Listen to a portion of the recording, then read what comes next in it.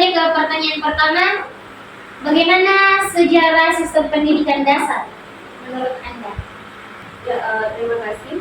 Nah, jadi sejarah sistem pendidikan dasar dimulai pada masa Mesopotamia, Mesir kuno, Yunani kuno, dan Romawi kuno. Jadi pendidikan pada masa itu tidak merata, di mana pendidikan hanya dilakukan oleh para orang-orang elit saja. Jadi untuk rakyat kecil itu tidak mendapat pendidikan, dan bahkan perempuan sama sekali tidak mendapat pendidikan. Dan pendidikan pada masa itu hanya dimulai di rumah saja, jadi tidak ada instansi yang namanya sekolah. Hanya pada masa ini saja instansi seperti sekolah-sekolah sudah tersebar.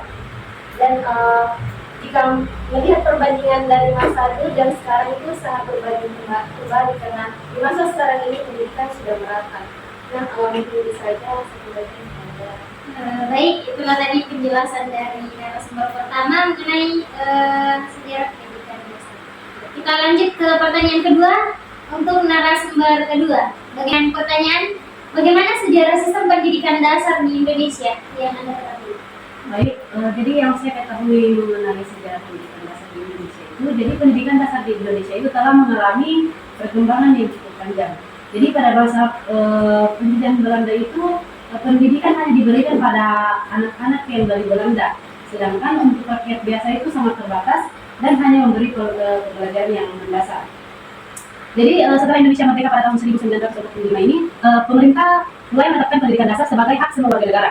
Jadi pemerintah ini membangun sekolah dasar sebagai sekolah dari berbagai daerah dan menetapkan wajib belajar 6 tahun.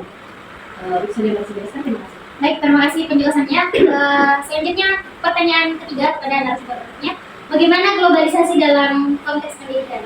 Ya, baik, terima kasih pertanyaannya. Jadi ada poin globalisasi dalam konteks pendidikan itu mencakup dua hal penting, yaitu ada integrasi dan ada interaksi. Yang dimana dalam globalisasi ini semua sekolah yang ada di seluruh dunia itu saling bekerja sama. Termasuk di dalamnya ada pertukaran budaya, pertukaran informasi, dan pertukaran praktik pendidikan. Jadi antara guru, siswa, dan semua instansi sekolah yang ada di seluruh dunia itu saling kerjasama. Dan dalam globalisasi juga ini sudah masuk yang namanya teknologi informasi yang semakin memudahkan pendidikan saat ini. Baik, terima kasih penjelasannya. Baik, selanjutnya kita melangkah ke narasumber berikutnya dengan pertanyaan, apakah globalisasi turut menyumbang dampak terhadap pendidikan di zaman sekarang? Baik, pertanyaannya ini sangat luar biasa. Jadi di sini kita akan menjelaskan dampak yang terjadi. Namun dampak yang saya akan jelaskan pertama itu ada dampak positif. Jadi dampak positif yang terjadi itu yang pertama ada akses informasi yang lebih mudah. Jadi globalisasi ini membentuk teknologi internet itu sangat berkembang pesat. Jadi sehingga siswa dan guru dapat dengan mudah mencari informasi atau materi pelajaran dari berbagai sumber di seluruh dunia. Yang kedua itu pertukaran budaya dan ilmu. Jadi globalisasi ini membuka peluang kerja sesama internasional di bidang pendidikan, seperti program pertukaran pelajar, seminar internasional, dan kolaborasi antar sekolah, universitas, dan berbagai negara. Sekarang selanjutnya kita akan membahas tentang dampak negatifnya dari globalisasi terhadap pendidikan. Dari dampak yang pertama itu ada ketimpangan akses teknologi. Jadi tidak semua daerah di Indonesia itu memiliki akses internet dan fasilitas teknologi yang memadai.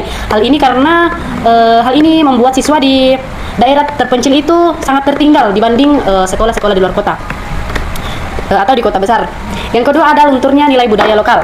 Jadi arus globalisasi ini membawa budaya asing yang bisa mengakses nilai-nilai dan kearifan lokal. Jadi itu saja yang dapat saya jelaskan. Terima kasih. Baik, itulah tadi penjelasan-penjelasan dari narasumber kita hari ini. Sangat luar biasa ya, penjelasan mulai dari awal hingga akhir. Nah, dapat disimpulkan bahwa pendidikan di zaman dulu itu sangat tidak merata dan sangat terbatas, apalagi untuk kaum rakyat biasa. Sehingga di zaman sekarang sudah banyak ya akses-akses pendidikan, juga seperti globalisasi yang memunculkan dampak dan negatif.